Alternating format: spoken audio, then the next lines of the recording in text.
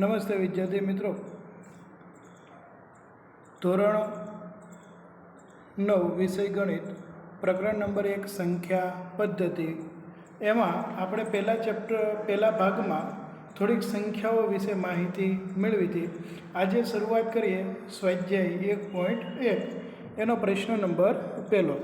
તો પ્રશ્ન નંબર 1 આપણને એવું કહેવા માગે છે કે શું શૂન્ય એ સમય સંખ્યા છે?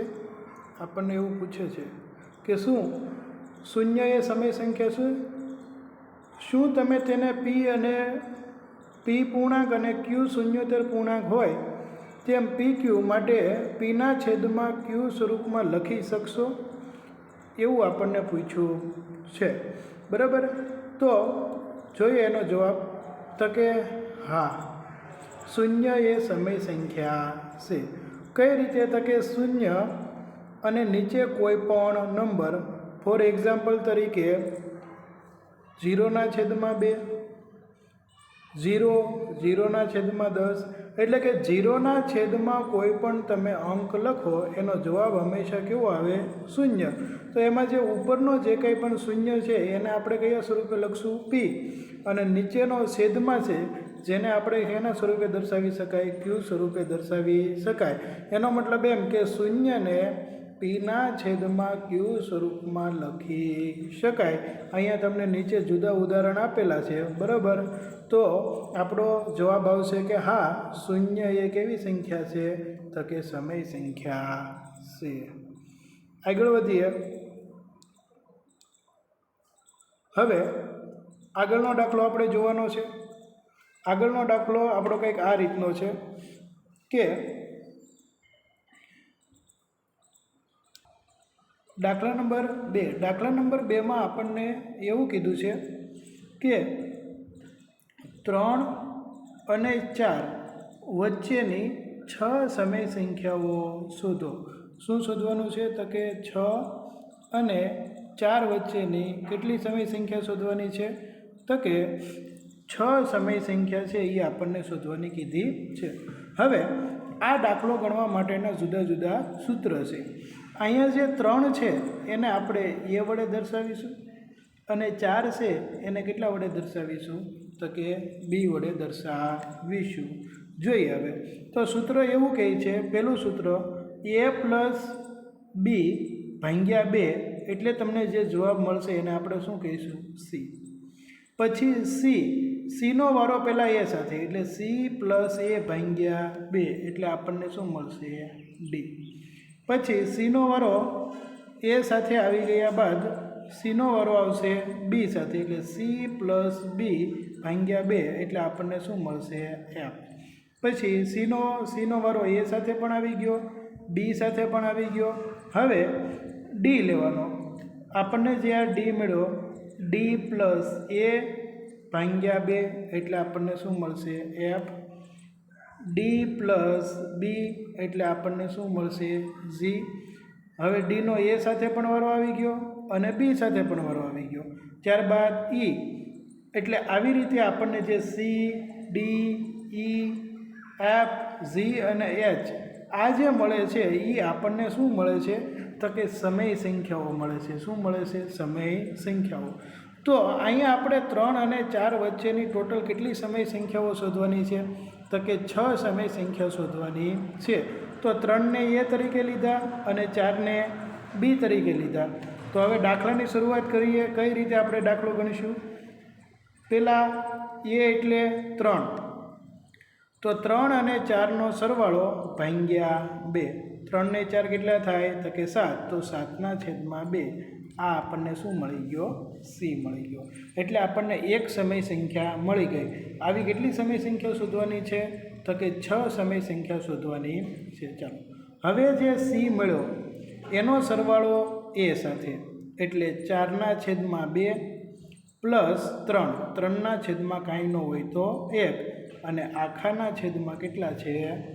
2. બરાબર. તો હવે આપણા સરવાળાના નિયમ મુજબ કે મારે 7 અને 3નો સરવાળો કરવો છે તો એ બંનેના છેદ હરખા હોવા જરૂરી છે. અહીંયા કેટલા છે છેદમાં 2 અને અહીંયા છેદમાં કેટલા છે 1, એટલે બંનેના છેદ સરખા કરવા માટે એકને કેટલા વડે ગુણવા પડે? 2 વડે ગુણવા પડે. અને ગણિતના નિયમ મુજબ કે જો તમે નીચે ગુણાકાર કરો તો ઉપર પણ ગુણાકાર કરવો પડે, એટલા માટે અહીંયા ઉપર પણ આપણે કેટલા વડે ગુણ્યા? 2 વડે ગુણ્યા. તો આપણને શું મળશે? 7/2 પ્લસ 3 દુ 6 અને 2 એકા 2 કેટલા મળ્યા?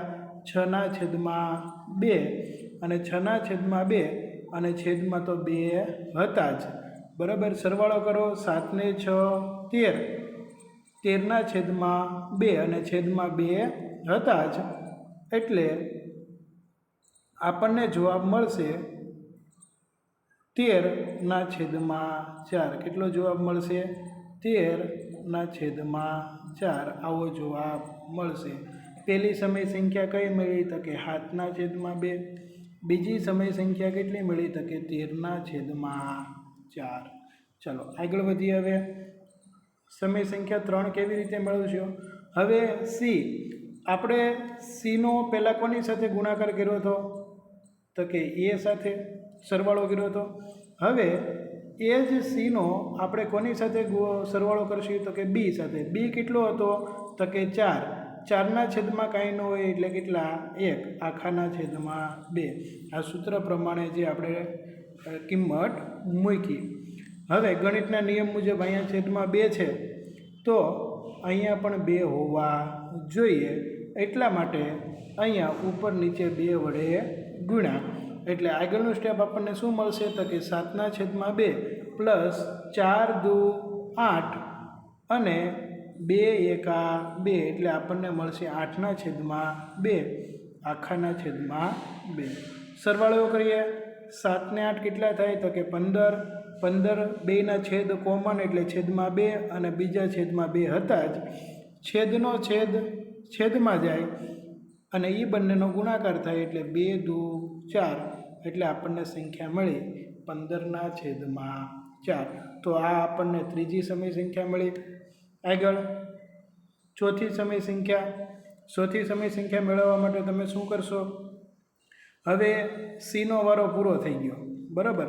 તો આપણને ડી કેટલો મળ્યો હતો? તો કે 13/4. કેટલો મળ્યો હતો? 13/4 આપણને ડી મળ્યો હતો. તો એ 13/4 પ્લસ એ કેટલો હતો? તો કે 3.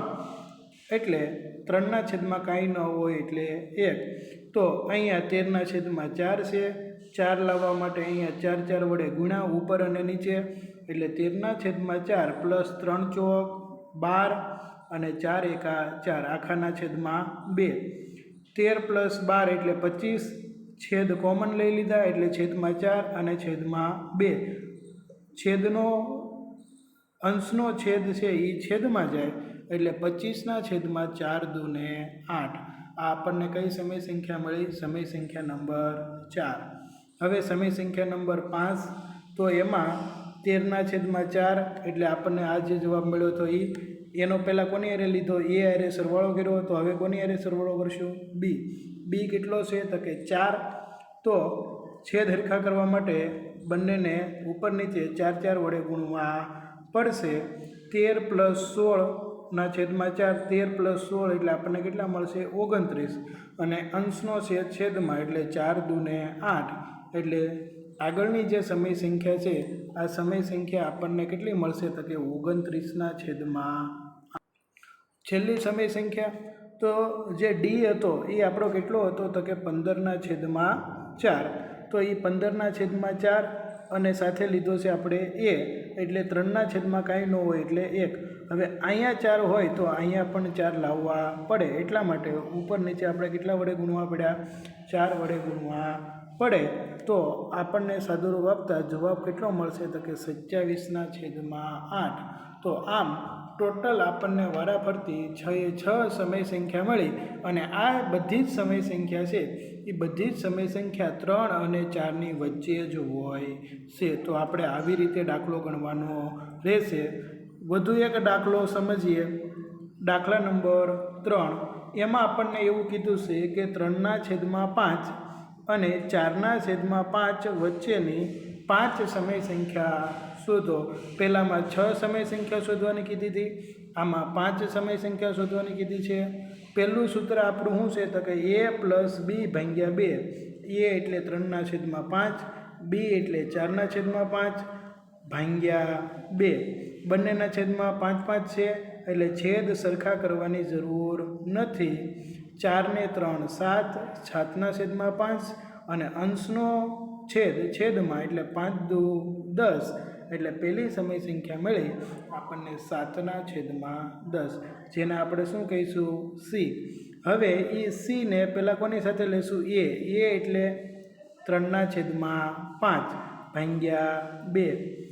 અહીંયા છેદમાં 10 છે, અહીંયા છેદમાં 5 છે એટલે છેદ સરખા કરવા માટે ઉપર નીચે કેટલા વડે ગુણવા પડે? 2 વડે ગુણવા પડે. એટલે 7/10 + 6/10 ભાગ્યા 2 એટલે 7 ને 6 13, છેદ કોમન, અંશનો છેદમાં એટલે 13/10 દુને 20. આ આપણને કઈ સમય સંખ્યા મળી? બીજી સમય સંખ્યા મળી. આગળ વધો. હવે ત્રીજી સમય સંખ્યા. હવે c નો વારો પહેલાં કોની હારે લીધો? a હારે. હવે કોની હારે? b એટલે 4/5. સેમ ટુ સેમ પ્રોસેસ, 2 વડે ગુણશું ઉપર નીચે એટલે છેદ બંનેના સરખા થઈ ગયા. 7 ને 8 15, અંશનો છેદમાં એટલે 10 દુ 20 એટલે 15/20. આ આપણને કઈ સમય સંખ્યા મળી તો કે ત્રીજી. હવે c નો વારો પૂરો થઈ ગયો. c નો a સાથે પણ પ્લસ થઈ ગયો, b સાથે પણ પ્લસ થઈ ગયો. હવે આપણે કોને લેશું તો કે d એટલે 13/20. 13/20 એનો પહેલાં કોની સાથે લેશું? a એટલે 3/5. હવે અહીંયા 20 છે, અહીંયા છેદમાં 5 છે. છેદ સરખા કરવા માટે ઉપર નીચે કેટલા વડે ગુણ્યા તો કે 4 વડે. બરાબર, બંનેના છેદ સરખા થઈ ગયા. 13 + 12 એટલે કે 25. 25/20 અંશનો છેદમાં 20 દુ 40 એટલે 25/40. આ આપણને કઈ સમય સંખ્યા મળી ગઈ? ચોથી. અને હવે આપણી છેલ્લી સમય સંખ્યા. એમાં પહેલાં 13/20 એટલે ડીનો આપણે a સાથે વારો લઈ લીધો. હવે b સાથે છેદ સરખા કરવા માટે બંનેને 4 વડે ગુણ્યા. બરાબર, તો 13 + 16/20, 13 ને 16 29, છેદ કોમન, આખાના છેદમાં 2, અંશનો છેદમાં એટલે 20 દુ 40, 29/40. તો આવી રીતે આ દાખલા આપણે ગણવાના રહેશે. આજનો આ વિડીયો આપણે અહીંયા પૂરો કરીએ છીએ. આગળનું જે ચેપ્ટર છે એ આપણે આગળના વિડીયોમાં જોશું. અસ્તુ. જય હિન્દ, જય ભારત.